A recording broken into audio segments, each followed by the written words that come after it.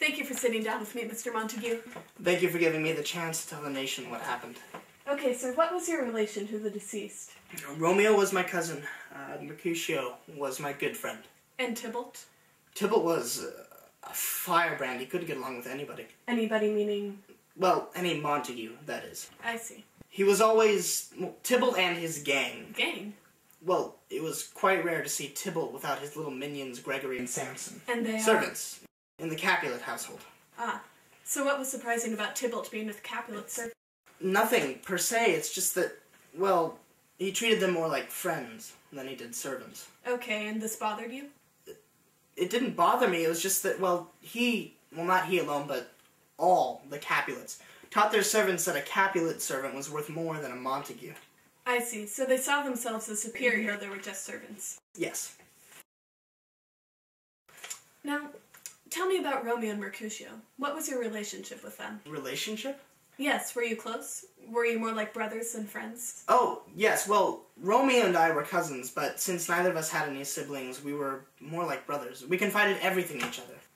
Well, I thought everything. Oh, what did he hide? His fatal plan for Juliet. Fatal? Well, it ultimately led to his death. I see. If only Romeo had told me about what was going on, I could have done something to prevent it. I could have done something to stop the tragedy from playing out. But Romeo chose to be secretive with me for the first time in his life. And it breaks my heart that while I was grieving for Mercutio, he was already forming a plan to counterfeit death. And of Mercutio? What of him? What was your relationship with him? He was a brother as well. Now, do you know Mr. de Gamba? Who? Samson de Gamba. Yes, the Capulet servant. Yes, well, he has leveled some rather stringent accusations against your late cousin. Has he? Yes, he has accused Romeo of, and pardon me for having to speak so bluntly, he has accused Romeo of raping and murdering Juliet. Good Lord. I know, a shock indeed. I mean, I wouldn't put it past Samson to say something like that, but you're not going to air his vile comment, are you? I was planning on it. Miss Walters, you cannot air those lies. The nation wants to hear the truth, not the ramblings of a psychotic servant. So do you have any insight as to Samson's motivations in accusing Romeo of such heinous wrongdoing? Yes. Samson speaks only of what he knows best, and let's leave it at that. He knew Romeo well? Oh God, no. I don't think either of them ever once spoke together. Then he knew Juliet? I don't think he knew her very well either. I mean, the Capulets wouldn't even let him near their own women. He glorified Juliet in as absolute a way as he vilified Romeo. He didn't even have a conversation with either of them. But you say he speaks of what he knows best. How so, then? I suspect that he has raped a woman before. I see. He's able to envision Romeo in such a way. Romeo, who'd never hurt a fly. Samson is able to envision my late cousin raping and murdering Juliet. That I suspect he has done one of those deeds, if not both. Fair enough. But you claim Romeo was a boy who would never harm a fly. Those were your words, correct? Yes. Yet Romeo did kill Tybalt. That you must admit. Please explain. Okay, well, when I said Romeo would never harm a fly, I meant that, truly.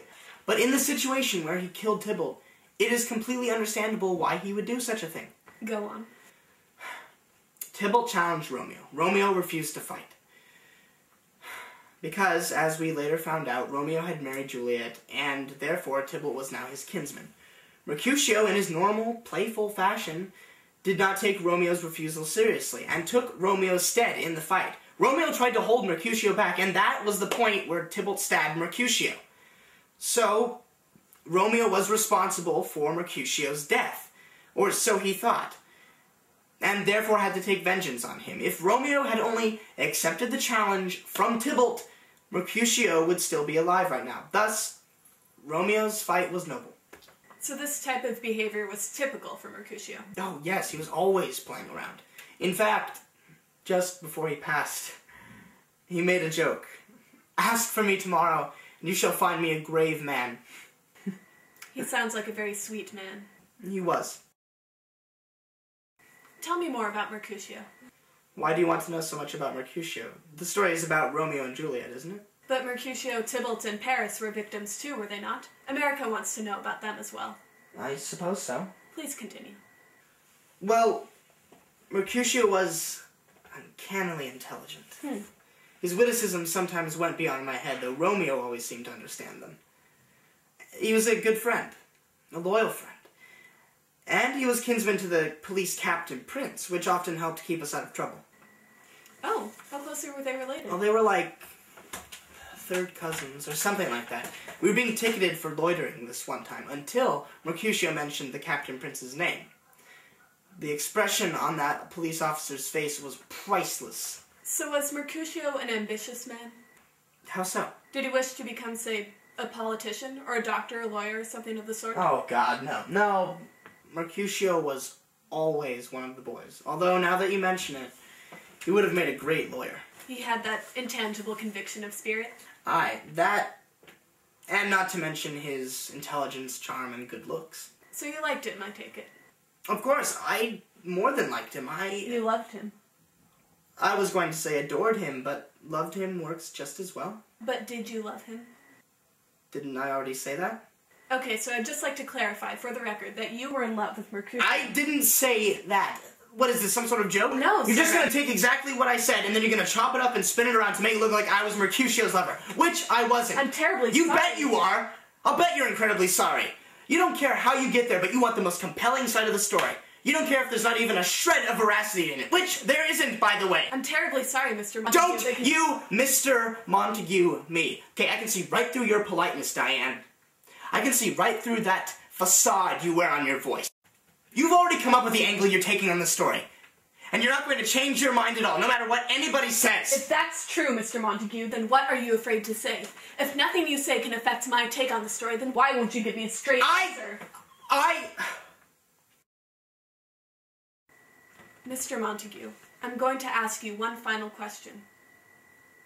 Were you in love with Mercutio? Did he love you back?